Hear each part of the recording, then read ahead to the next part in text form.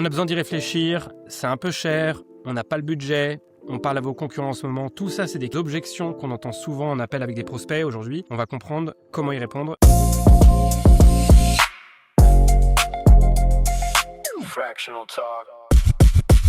Bon, les objections, c'est le truc que redoutent beaucoup de freelance. Tout s'est bien passé, le lead est intéressant, le lead est qualifié, on a envie de bosser avec lui, lui a envie de bosser avec nous. Et à un moment donné de l'appel, sur la fin, arrive le moment fatidique de l'objection. C'est Sur quoi la les fin, qui types n'est que le début. qui On va n'est en que le parler. début de la discussion. Justement, on va voir un petit peu déjà qu'est-ce que c'est l'opportunité derrière les objections, comment est-ce qu'on peut les traiter, qu'est-ce qui se cache derrière.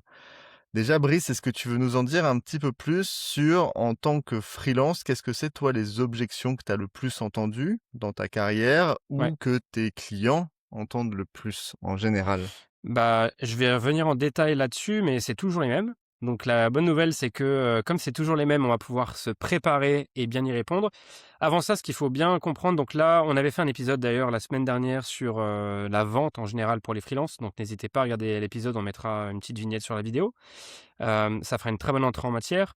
Ce qu'il faut bien comprendre, c'est que là, on se parle d'un moment où on sait que on a préqualifié le budget du client. Donc on sait à peu près est-ce que le client a une enveloppe budgétaire pour ça. On sait que le sujet est important pour eux, donc en premier rendez-vous et notamment et début du deuxième rendez-vous, on a confirmé que c'était important pour eux, stratégique, et donc il faut qu'ils y aillent. Et troisièmement, ils nous ont confirmé que ce qu'on proposait était pertinent comme solution par rapport à leurs problèmes. Donc je résume, on a préqualifié le budget. C'est un sujet important, on a acté que c'était important, et encore mieux si c'est important et urgent avec le client. Et en plus, on a présenté comment on adressait le problème, et le prospect nous a confirmé que l'approche est la bonne pour eux et que c'est pertinent. Donc à partir de là, qu'est-ce qu'on fait quand on a ces fameuses objections, et c'est elles qu'on va dérouler une à une. Est-ce que toi, tu as une préférence déjà sur... parce que tu les connais, les objections, tu les as beaucoup entendues. On commence par quoi, Mika? Moi, je pense qu'on peut commencer par le plus embêtant, hein, c'est cette question du budget, en fait. Tout est OK, on sait qu'il y a un budget dispo, mais on se retrouve avec des hésitations autour du budget. Est-ce que c'est vraiment quelque chose qu'on peut débloquer? On n'avait pas anticipé autant. Comment t'abordes ça, toi? Alors déjà, on va parler de plusieurs objections différentes sur la partie budgétaire, parce qu'en fait, en fonction du détail, on va pas répondre de la même manière. Donc là, première objection, un client qui nous dit « je n'ai pas le budget ». En fait, ce qu'il va falloir comprendre, c'est qu'est-ce qui se cache derrière cette objection, qui sont souvent des écrans de fumée. En fait, il va falloir creuser pour vraiment comprendre ce qui se passe, parce qu'en fait, c'est pas juste ça, c'est pas juste qu'ils n'ont pas le budget. Souvent, ils ont le budget, ou en tout cas, ils ont de l'argent. Donc là, ça va être de comprendre est-ce qu'ils peuvent, mais ils ont peur d'investir ce montant-là. Est-ce que vraiment, ils n'ont pas la trésorerie? Et du coup, c'est comprendre si c'est juste une question de possibilité de financement. Est-ce qu'eux aussi, ils ont budgété ça, ou est-ce qu'ils ont du budget s'ils veulent le trouver, ce qui n'est pas la même chose, parce que par exemple, prenons des budgets marketing, ils sont assez souvent définis dans les équipes pour le semestre ou pour l'année. C'est pas la même chose de dire j'ai pas budgété quelque chose que de dire il n'y a pas d'argent qu'on peut investir. Donc ça, il va falloir comprendre ça. Donc en gros, déjà, ce que je recommande de faire quand un client dit j'ai pas le budget, c'est de reconfirmer, mais du coup, tu me confirmes bien que c'est un sujet important et stratégique pour vous, et qu'en gros, il faut se bouger. Donc c'est ramener, pas tout de suite déjà ne pas être dans la justification d'expliquer pourquoi ce budget, et du coup, mais ça va être beaucoup de temps passé, et mon expérience, on s'en fout, c'est pas ça le sujet. Le sujet, c'est, ok, est-ce qu'on confirme bien que c'est important pour vous? A priori, le client qui l'a déjà dit le prospect va dire oui. Bon, il va développer. Ok. Donc ce que vous me dites, c'est que c'est important pour vous, c'est qu'aujourd'hui, il y a un gros gap quand même entre là où vous en êtes et où vous devez aller. Mais du coup, il faut bien que vous investissiez là-dedans pour avoir des résultats. Donc combien vous seriez prêt à investir aujourd'hui pour régler ce problème qui visiblement est important pour vous, et c'est pas acceptable de rester dans cette situation. Et si possible même, reformuler leur objectif. Par exemple, si votre proposition, c'est, je sais pas, sur du growth marketing, de les faire passer de X de chiffre d'affaires à plus 30%, rappelez le montant qui va bien mettre dans leur tête l'idée que, en fait, on est là pour augmenter le chiffre d'affaires, typiquement, et en tout cas pour parler de valeur qui va être créée à l'issue de cette collaboration. Donc en fait, on réancre le sujet sur, OK, du coup, est-ce que c'est bien important pour vous? Et du coup, quels sont les moyens que vous mettez en face de vos ambitions? Et en fait, la meilleure manière de désamorcer ça, c'est de flaguer l'incohérence par rapport à ce qu'ils veulent y mettre et ce qu'ils comptent en obtenir. Donc s'ils nous disent, bah, moi je suis prêt à mettre telle enveloppe et que c'est complètement déconnant, les remettre face à leur contradiction qui est, tu me dis que c'est important et stratégique pour vous, que c'est capital, c'est pour ça qu'on a passé 2-3 entretiens ensemble, enfin discussions ensemble. Et là, tu me dis que tu veux investir des cacahuètes. Est-ce que vraiment tu penses que c'est à la hauteur de ton ambition, sachant que c'est important? Donc voilà, l'idée c'est de prendre du recul sur le sujet et de basculer la discussion du prix vers la valeur et le coût de l'inaction. Parce qu'en fait, si c'est important et qu'ils continuent à faire comme ce qu'ils ont fait jusqu'à maintenant, enfin, à moins d'être Harry Potter, ça va pas se transformer miraculeusement en quelque chose qui fonctionne. Mmh. Donc c'est Et est-ce que toi vraiment, ouais. et sur ce point, est-ce que tu vois des différences dans la manière d'aborder cette objection-là en fonction des interlocuteurs que tu peux avoir? Parce que tu as pas tout le temps les mêmes personnes en face de toi. Est-ce que tu vois entre un entrepreneur qui dirige une PME ou une direction marketing dans un grand groupe ou en tout cas une scale-up assez bien structurée, est-ce qu'il y a comment tu abordes le sujet en fonction de l'interlocuteur? Bah, alors ça, c'est super important, c'est qu'en gros, si on s'adresse à une TPE, une PME, une ETI ou un grand groupe, on va pas avoir du tout, on va pas avoir la même approche et pas du tout les mêmes leviers. Par exemple, moi, bon, tu sais à quel point je recommande de pas travailler pour des TPE, pour des raisons très simples, ils ont pas d'argent, donc c'est compliqué et le niveau d'exigence va être très élevé pour un budget qui va être, soit inexistant, soit très faible. Mais imaginons que tu parles à une PME. Alors tu peux faire des recherches sur la PME, si tu as des informations sur le chiffre d'affaires, les l'EBITDA, ce que tu veux sur papers.com, c'est pas tout le temps, disponible, donc il va falloir en tout cas dans les discussions à minima dans le premier rendez-vous qu'on appelle le R1, il va falloir commencer à préqualifier le budget. Si on n'est pas capable de se dire: «J'arrive à estimer, quel type d'enveloppe budgétaire a cette boîte», quand c'est une PME, moi ce que je recommande, c'est assez rapidement de dire: «OK, une fois qu'on a parlé du sujet, vous avez prévu d'investir, une enveloppe de combien à peu près sur ce sujet pour débloquer?» Comme ça nous permet dès le début, très en amont de la conversation et afin d'éviter de perdre du temps, de l'énergie, et cetera, de comprendre comment est-ce qu'ils cadrent le sujet d'un point de vue budgétaire. Et c'est l'occasion, si c'est complètement déconnant, par exemple s'ils ont des objectifs, importants sur la brand ou que ce soit sur la brand, sur la croissance, sur les leads, et cetera. S'ils viennent en disant: «Bah, nous on a prévu, 2-3 000 €», ça te permet de revenir vers eux, sur un questionnement qui est: «Est-ce que tu as vraiment les moyens de tes ambitions?» Parce que, bah, en gros, le levier que tu attends est beaucoup trop important par rapport à ce que tu comptes investir. Donc quand le décalage est énorme, il y a quand même anguille sous roche. Enfin, tu vois, si demain tu vas sur le bon coin, tu trouves une Porsche à 5 000 €, c'est sans doute qu'il y a deux trois merdes dessus, quoi. Et donc là, l'idée, ça va être de rééquilibrer, leur framing des moyens par rapport à leur ambition. Et donc et d'un côté, soit de leur dire, en gros: «On avance ensemble si vous êtes sérieux» ou bah, sinon good luck, mais ça va pas le faire parce que vos moyens sont complètement déconnectés de l'ambition. D'ailleurs, moi, ce que j'aime faire souvent, c'est quand un client me dit, «C'est trop cher» ou enfin, «Je j'ai pas le budget», à la fin, il y a parfois, des alternatives qu'on me demande donc OK, bon toi, du coup, ça va pas te convenir, mais est-ce que tu connais des personnes qui pourraient faire ça pour nous, pour ce budget-là? Moi, la meilleure, réplique que j'ai trouvée, c'est: «Ouais, tu vas sur Fiverr, il y a des mecs qui te le font pour 150 €». Et donc là, souvent, il y a ça provoque un petit peu, du côté du prospect, une vraie réflexion qui est de se dire: «Ouais, merde, en fait, OK, j'ai compris l'exemple de Brice un peu caricatural, mais en fait, c'est vrai, c'est peut-être que mon ambition est complètement déconnectée par rapport aux moyens que je compte y mettre et qu'en fait, bah, est-ce que c'est le bon choix de dépenser, même, 1 000 € sur Fiverr pour quelqu'un qui, va au final pas être capable de mener cette transformation vu le budget investi et donc vu le profil auquel je vais avoir accès, ses Mmh. compétences, sa capacité à passer du temps pour nous accompagner?» parce que qui va passer, 3 semaines sur un audit pour 1 000 € en gros? Donc Mmh. en gros, si c'est une PME, qualifier hyper rapidement l'enveloppe budgétaire et progressivement remonter les attentes pour les réaligner avec l'ambition qu'ils ont en termes de moyens, et pour avoir une discussion, soit une discussion qui soit, correcte, et acceptable, soit, bah, se casser, quoi. Mmh mh. Évidemment, pour les grands groupes, pour prendre l'autre opposé, on va avoir des budgets qui vont être, définis souvent à 1 an, notamment des budgets marketing. Donc là, l'idée, ça va être de comprendre, est-ce que le sujet est assez important à leurs yeux? Donc il faut bien avoir fait le travail en amont de l'objection pour rappeler le coût d'inaction et que c'est important et qu'ils n'ont pas les moyens en interne de le faire aujourd'hui.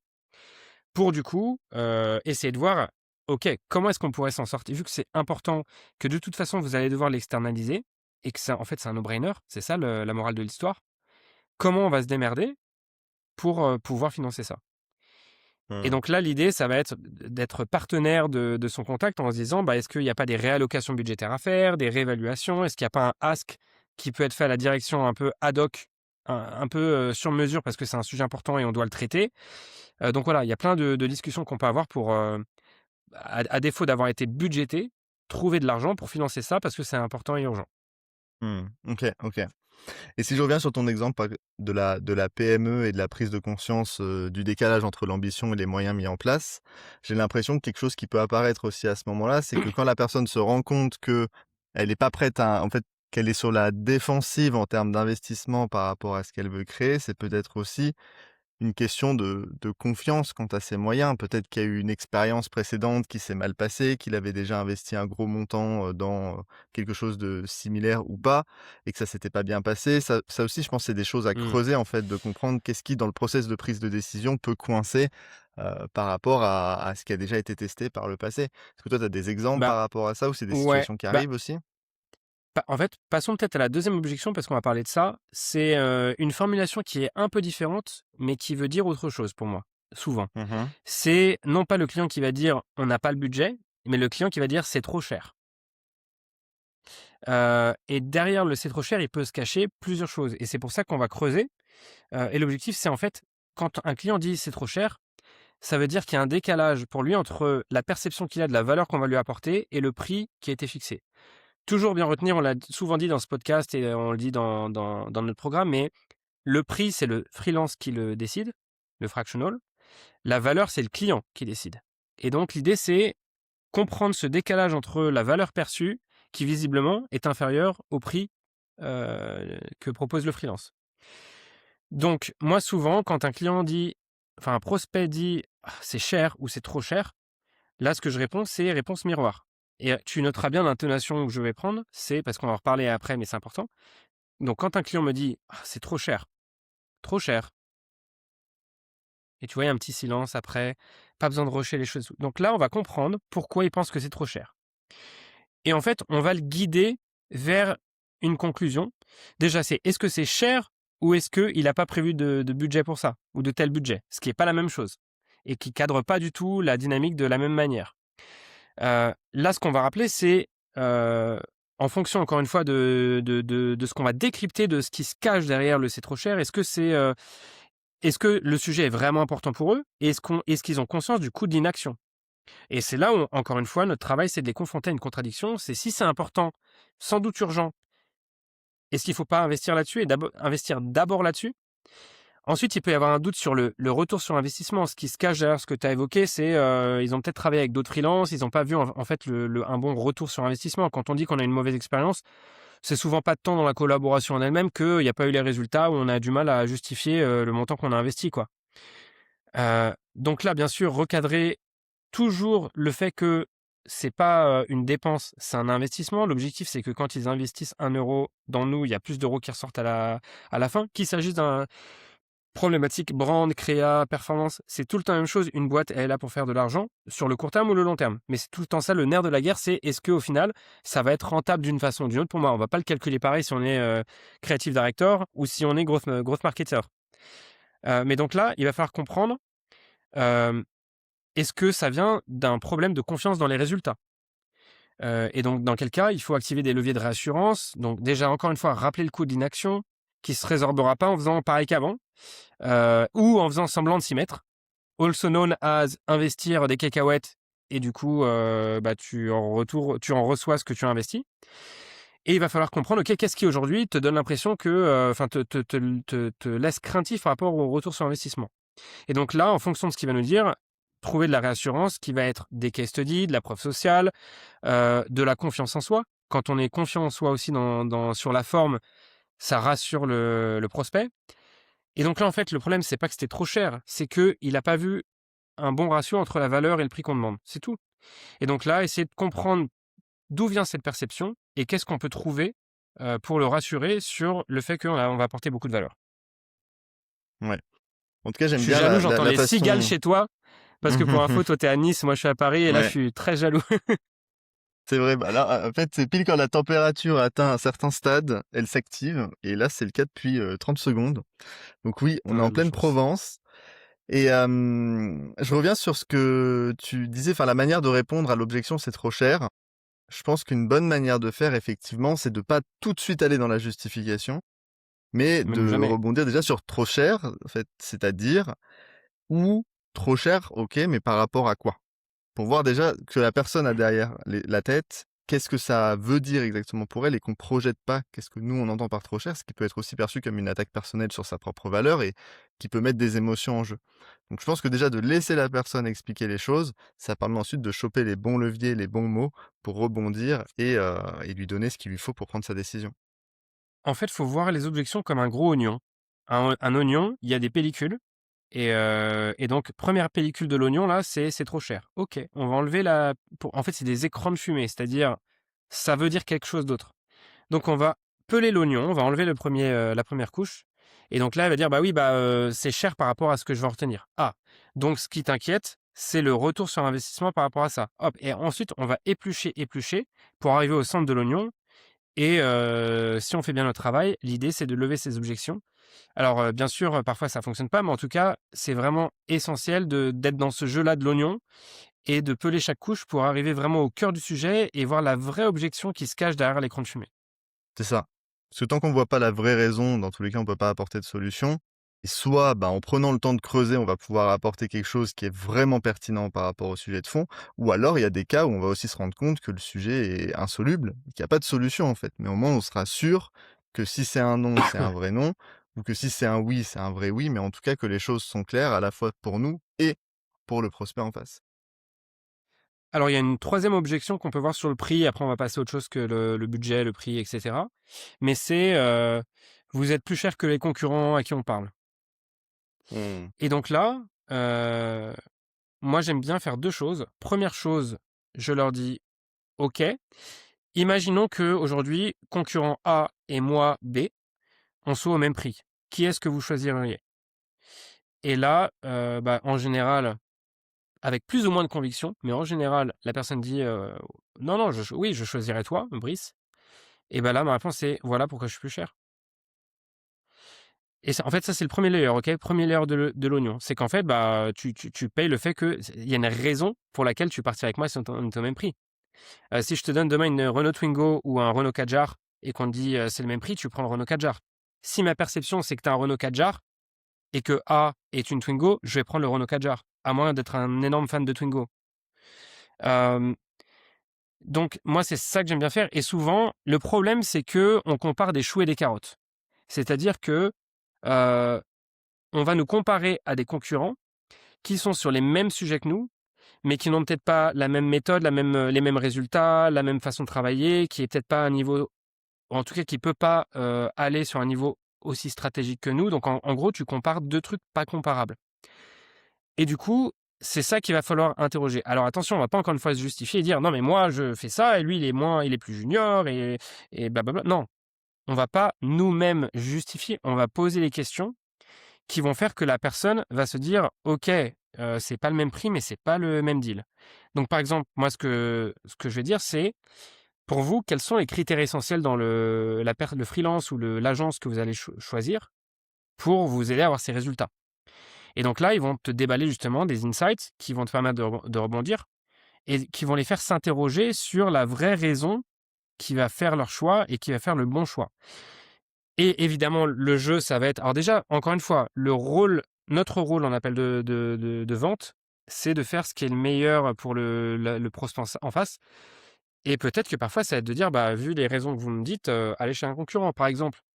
Si le prospect me dit: «Moi, j'ai besoin plutôt d'un modèle agence parce que j'ai beaucoup de delivery, d'exécution et que, bah, te confier ça, je sais que ça va pas être fait pareil». Oui, bah, franchement, là, je te dirais: «Va avec une agence par rapport à ton besoin». Donc en fait, on n'est pas là pour vendre à tout prix, mais on est là pour si on pense honnêtement qu'on est un bon atout pour, aider à cette transformation, bah, c'est comment est-ce qu'on va leur faire comprendre par eux-mêmes.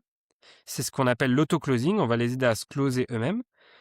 Que, bah, en fait, voilà les critères qui vont être importants et en fait, bah, ça match mon profil et donc let's go. Et donc si l'autre n'a pas ces critères-là, est-ce que vraiment les chances de succès sont au rendez-vous? Est-ce qu'on maximise les chances de succès? Donc voilà un petit peu comment, en tout cas, moi, je sais pas toi comment tu fais, mais voilà comment je réagis. Je ne démonte jamais des concurrents en direct en disant Ouais, c'est ce que que c'est j'allais pas la bonne dire, en fait, de solution. surtout pas taper sur le concurrent, ça c'est le mauvais réflexe, quoi qu'il arrive. Ouais, alors je me garde un joker, c'est si vraiment le concurrent va leur faire du mal, parce que je le sais, ce qui arrive très, très, très, très, très rarement, je m'autoriserai à flaguer ça et à poser ça là, et après ils en font ce qu'ils veulent. Mais sinon, encore moins ad nominem, l'idée c'est de pas ça sert à rien de critiquer, frontalement la concurrence et c'est pas ça qui vous fera, closer, hein, de toute façon. Ouais, mais globalement, non, je pense que l'approche est la bonne. Ne surtout pas se justifier soi, mais déjà faire émerger qu'est-ce que c'est les critères décisionnels pour la personne en face de nous, pour comprendre et essayer de se dire, OK, est-ce que c'est la bonne décision pour lui ou pas? C'est vraiment ça la finalité, aider la personne à prendre la bonne décision. Il y a de grandes chances que ce soit nous, mais il y a une chance aussi que ce soit pas nous. Et l'idée, c'est d'être dans cet échange-là et de créer de la confiance parce que le jour où ils ont besoin de nous, bah déjà, ils vont penser à nous, ils vont dire, putain, le mec, il est honnête, il est intègre, il nous dit les choses. Et en plus, ça fait Complètement, potentiellement de la reco aussi. La réputation, c'est super important de faire ce travail-là. complètement et un autre truc, hein, c'est, si le sujet c'est les concurrents sont moins chers et que le budget annoncé semble pas vraiment, pertinent, par rapport à l'ambition, c'est aussi de leur dire: «Est-ce que vous avez confiance en une solution qui vous promet, fois 2 avec, 0,1? Est-ce que ça vous semble probable que ça fonctionne?» Encore une fois, proportion entre les moyens et l'ambition. Ça c'est une phrase que j'aime bien dire, on ne surinvestit pas dans quelque chose qui a peu de levier, mais on ne sous-investit pas dans un sujet qui peut opérer une vraie transformation et qui va se traduire derrière en résultat important pour la boîte. Donc voilà, il y a à la fois qui est le bon pour moi en termes de personnes ou d'agences, et cetera, pour nous accompagner. Il y a aussi, attention, si on te promène une Porsche à 5 000 €, il y a peut-être un loup derrière. À toi de voir. C'est Hem, clair. ensuite, allez, on peut en refaire une. Bah, est-ce que toi, tu as des idées de ouais, alors si, une essentielle. On a fait notre, discovery, on a compris son problème, on l'a beaucoup écouté, on a posé des questions super intelligentes qui l'ont fait réaliser que c'est, super urgent, qu'ils savent pas le faire, qu'ils avaient pas vu cet angle mort et cetera et on est en deuxième rendez-vous, on a rappelé un petit peu le contexte, on a rappelé le coût d'inaction, pourquoi c'est important, urgent et cetera. On a eu leur, confirmation que, bah, du coup, c'est important pour eux et que voilà, on a eu, la confirmation, oui, que c'est important pour eux. On pitch, on pose des questions pour savoir est-ce que ça vous semble pertinent par rapport à votre problématique? Et donc là, en fait, on a préqualifié le budget, a priori, ils doivent avoir du budget. On a confirmé que c'est important pour eux et encore une fois, c'est un peu le triangle magique. Ils ont dit: «Votre solution est pertinente». Maintenant, on leur propose, on parle du prix et cetera. Ils disent: «OK». Et là vient la fameuse phrase qui nous a fait perdre tant de deals: «OK, bon, je vais y réfléchir. Je vais y réfléchir». Je vais réfléchir. Ça se termine dans 99 des cas, si on fait rien, par, je vais prendre du temps pour rationaliser, en fait, je vais pas prendre de décision et en fait, il se passera rien. Donc là, l'idée, c'est comment maintenir la timeline et cette tension du timing pour battre le fer tant qu'il est chaud, parce qu'on sait qu'après ça refroidit, c'est mort après. Et comment est-ce qu'on fait? On fout pas trop la pression pour pas non plus trop bousculer la personne en face de nous qui peut la frustrer et avoir la réaction opposée à celle désirée. Et donc là, il va falloir gérer ça. Donc là, ce qu'il va falloir faire quand on vous dit, encore une fois, je vais prendre le temps d'y réfléchir, j'ai besoin de plus de temps, c'est OK. Alors déjà, on confirme, on valide cette pensée-là. On dit, je comprends, c'est un investissement, c'est une problématique importante pour vous, etc. Donc je comprends que vous devez vous assurer de prendre la bonne décision. Maintenant, il y a le temps et il y a ce qu'on va faire de ce temps-là. En général, c'est pas tant le temps qui va nous faire prendre la bonne décision, c'est qu'est-ce qu'on va faire de ce temps. Et en fait, qu'est-ce qu'on va faire de ce temps? C'est de la réflexion basée sur est-ce que j'ai les informations et les données qui me permettent de dire oui, on y va ou non, on n'y va pas. Donc aujourd'hui, quelles sont les informations qui vont vous permettre de prendre la bonne décision? Parce qu'au final, encore une fois, c'est pas le temps que vous allez passer à réfléchir qui va vous faire prendre la bonne décision, c'est est-ce que vous avez la bonne donnée, les bonnes infos pour bien choisir. Et donc là, c'est là où justement on va avoir des feedbacks, des retours qui vont nous permettre de comprendre qu'est-ce qui se joue derrière. Donc dans le cas idéal, ils vont vous dire: «Bah, voilà, ce qui va être important, c'est, de s'assurer du ROI». Donc là, ça nous donne une perche tendue pour leur donner, de la valeur et pour leur, montrer des cases et pour les rassurer sur ce point-là, et cetera, et cetera. Maintenant, malgré ça, parfois, ils vont nous dire: «OK, non, mais j'ai toutes les infos, c'est juste là une question de temps». Moi, ce que j'aime bien faire, c'est un peu le doublage du essayer de comprendre quelles sont les données, les infos dont ils ont besoin. C'est de dire, en fait, il y a 2 raisons qui vont faire aujourd'hui parce que entre maintenant et dans une semaine, honnêtement, tu auras pas énormément d'infos en plus. Donc je comprends bien que tu digères tout ça et que tu y réfléchisses. Mais il y a 2 raisons pour lesquelles aujourd'hui on ne prend pas ces décisions. Soit il y a de la peur, soit il y a un manque de confiance. Et donc, si c'est de la peur que je pourrais comprendre parce que bah, c'est un certain investissement, etc., là, la balle est dans ton camp, parce que là, c'est à propos de toi. Soit c'est un problème de confiance, et dans quel cas, bah, encore une fois, je suis vraiment à ta dispo pour essayer de comprendre qu'est-ce qui te permettrait de prendre une décision en pleine confiance. Et parfois, ça peut tout simplement être, bah, j'ai besoin quand même de valider l'approche avec, par exemple, mon CMO, mon DG, etc. Dans ce cas-là, faut faire hyper gaffe à ces triangles, de vente. Donc il y a vous, il y a le décideur, mais il y a quand même le contrôleur qui va quand même valider ou, invalider la décision. Et donc là, c'est comment est-ce que je m'inscris dans ce triangle-là? Donc comment est-ce que, par exemple, je propose, bah, de quand même prendre 15 minutes avec le vrai influenceur du budget pour m'assurer qu'il ait le bon niveau d'information, qu'on se connaisse, qu'il comprenne mon approche, et cetera. Parce que juste envoyer, une proposition commerciale, c'est peut-être pas suffisant. Donc comment est-ce qu'on peut faire partie de ce triangle? Est-ce que c'est par boucle de mail, idéalement d'avoir un rapide catch-up pour en parler? Mais en tout cas, essayer quelque chose avant de laisser le truc se dissiper dans la nature et d'être absent de la picture. Donc là, c'est vraiment comment est-ce que je peux faire partie de ce triangle-là? Et l'enjeu ici, c'est vraiment de se dire: «OK, tu as besoin de réfléchir, de parler à ton DG ce que tu veux, et cetera. Calons-nous un point pour justement faire le point de tout ça et prendre la décision et valider qu'on part ou pas». Et ça, on essaie de le caler dans une fenêtre de 7, maximum 10 jours. Et donc, c'est ça l'enjeu, c'est de surtout pas repartir du meeting avec un truc pas calé dans les agendas. Quand ils vont vous dire: «Oui, mais alors là, la semaine qui vient et tout, ça va être compliqué et tout», tu dis: «OK, bah, dans 10 jours». Et là, on se dit: «Oui, mais attends, si on n'est pas prêt de trouver une demi-heure ou 15 minutes pour se caler sur ces décisions dans 7 ou 10 jours, honnêtement, c'est que c'est pas aussi important que ça pour vous». Moi, je recommande de ne pas hésiter à être sur ce point pushy, parce que là, on est en train de vous mettre une douille. Et donc, si c'est important pour eux, ils doivent trouver 15 minutes pour prendre une décision dans les 7 à 10 jours. Et donc là, faut rien lâcher et faut caler un truc. T'en penses quoi, toi, Mmh. Mika? En fait, c'est marrant, au début, tu disais: «Je dois y réfléchir», c'est l'objection qui a fait perdre énormément de deals et je pense que Ouais, le problème, c'est pas de laisser les gens réfléchir parce qu'en soi, c'est OK, selon la propale qu'on fait, c'est pas toujours évident de la closer tout de suite. Ce qui fait perdre le deal, ouais, c'est de pas creuser qu'est-ce que ça veut dire: «Je dois réfléchir». Je dois réfléchir complètement. à quoi exactement? C'est quoi qui coince? Est-ce qu'il y a un autre interlocuteur dans la boucle qu'on aurait oublié de préqualifier dans notre phase de discovery? Ce qui arrive. Et surtout, moi, un conseil que je donne et qui marche vraiment super bien, c'est que quand on a fait le tour du quoi, enfin du pourquoi, du comment et qu'on se cale le troisième point pour débriefer, de poser la question avant de finir l'appel: «OK, et qu'est-ce qui ferait qu'au final, c'est un non?» Et là, souvent, c'est le moment où la personne nous sort des pépites et que là, on peut traiter Ouais. en fait de l'objection en sous-marin. Moi, des fois, j'arrive en fin de R2. J'ai l'impression d'avoir fait le tour de tout. Je pose cette question et en fait, je découvre un truc que j'avais même pas entendu pendant tous nos échanges et qui là permet vraiment de creuser, qui va pas faire forcément qu'on va closer par la suite, mais comment on aura abordé un maximum de points, qu'on n'aura pas laissé la personne dans la nature sans information et qu'on saura comment faire le R3, avec qui, et que dans tous les cas, on est la meilleure personne pour parler de ce qu'on va faire et de la valeur qu'on va apporter. Il faut pas laisser la personne en face de nous pitcher pour nous.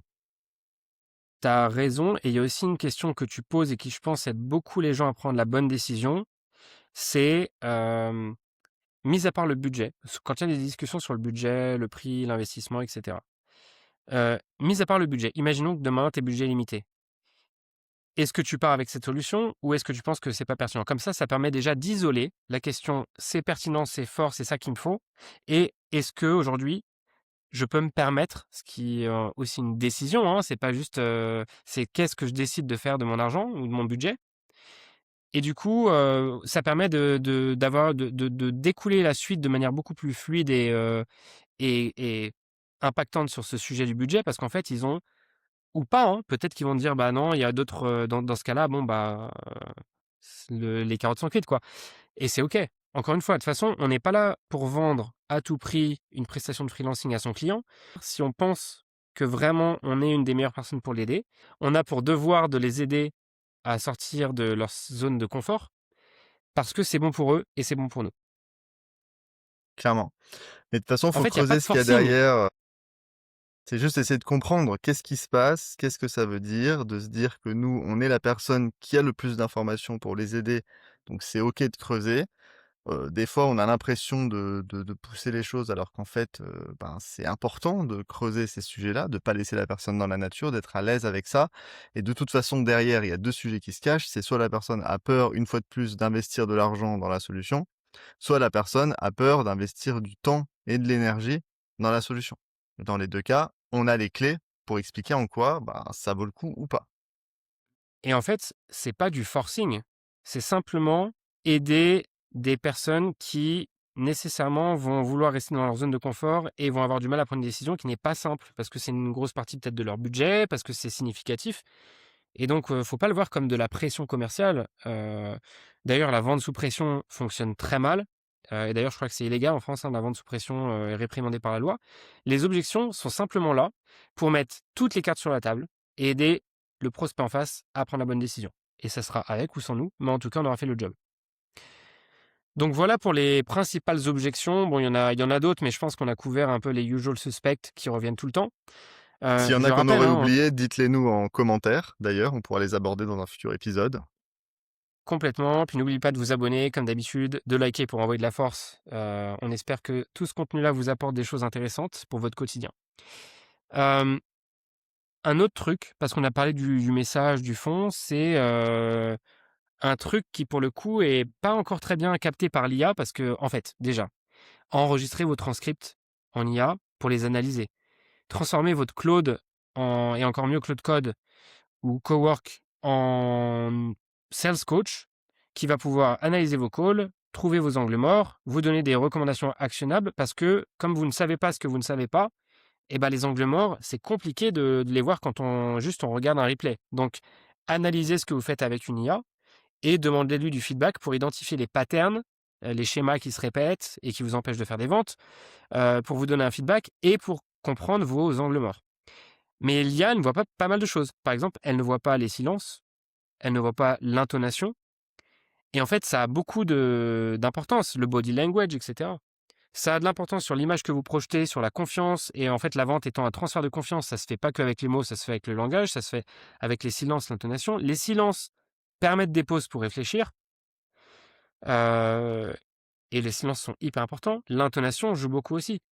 Par exemple, quand un prospect te dit, «C'est trop cher». Quand je dis: «Trop cher», bah, l'intonation et le silence jouent un rôle là-dedans. Donc soyez vigilants aussi sur tout ça, ça a du sens. Autre chose qu'on a dit, c'est ne cherchez pas à vous justifier, on cherche juste à confronter le prospect à ses contradictions. En fait, vous êtes un coach en prise de décision, c'est ça la vente, c'est aider à prendre une décision et donc vous allez lui poser les questions pour que eux mêmes se posent les questions qui vont les amener à la conclusion que il faut y aller ou pas. Mais donc vraiment, faut être dans cet état d'esprit-là. On n'est pas là pour montrer: «Je suis un expert, je sais tout, j'ai fait ça avec X, Y, Z». Non, c'est quoi les questions qu'on va leur poser pour qu'eux mêmes se rendent compte qu'ils ont besoin de ça? Et enfin, un petit dernier truc de mon côté, après tu me diras Mika si tu as d'autres sujets, sur les objections que tu voudrais aborder, c'est trouver sa voix VOIE, et VOIX, par la même occasion. C'est-à-dire, on n'est pas tous les mêmes closers. On n'est pas tous les mêmes, «commerciaux» entre guillemets. On a chacun une personnalité, un style. Moi, je vois dans le programme, c'est marrant parce qu'on fait des jeux de rôle et souvent les jeux de rôle, sont aussi l'occasion d'avoir des fous rires parce qu'on a des gros bourrins, on a des personnes beaucoup plus, posées, pragmatiques, analytiques et cetera et en fait, ces 2 extrêmes sont, notamment les 2 cas que j'ai en tête sont des gens qui closent très bien avec leur personnalité. En tout cas, elles y vont avec une méthode, avec une posture, elles sont intentionnelles, elles savent les questions à poser, avec quelle intonation, etc. Et donc, il faut trouver sa façon de bien closer. Il y a quand même, en fait, c'est un art et une science. C'est-à-dire que closer, il y a des règles quand même, donc c'est pour ça que c'est une science, il y a des règles à respecter. On voit des patterns qui fonctionnent et qui ne fonctionnent pas. Et c'est un art dans le sens où c'est attaché à vous, en fait, et à qui vous êtes. Donc, trouver le bon équilibre entre l'art et la science pour être des bons closers. Et ça commence quand même par travailler la science pour après mettre cette petite couche d'art qui va faire la différence. C'est ça, comprendre les fondamentaux de la psychologie humaine, en fait, parce qu'on est dans une interaction humaine, dans une relation, et qu'on fonctionne tous de la même manière. Après, la manière de l'incarner, la manière de le gérer, les mots qu'on va utiliser pour le dire, ça va différer. Et c'est pour ça que c'est important de ne pas chercher à jouer un rôle, de pas faire des choses avec lesquelles on n'est pas à l'aise, de faire attention aussi au type de client ou d'interlocuteur avec qui on deal aussi, parce que derrière, ça va aussi jouer sur notre aisance, la capacité à nouer une relation la plus authentique et professionnelle possible, parce que derrière, cette personne-là, on va continuer de travailler avec. Donc si on sent que ça grippe au moment de la vente, souvent ça présage pas forcément du bon pour la suite. Donc de faire attention à tous ces signaux, de se faire confiance, de comprendre les fondamentaux de la psychologie humaine, mais aussi de faire confiance en son intuition. On sent qu'il y a quelque chose, qui bloque, ou quand on sent qu'il y a des red flags ou des choses comme ça, de s'écouter, parce que souvent, en tout cas, 80 du temps, on va dire, ça présage pas forcément des bonnes choses pour la suite, de la collaboration. Top. Bah écoute, je sais pas si tu as un mot de la fin ou si c'était le tien.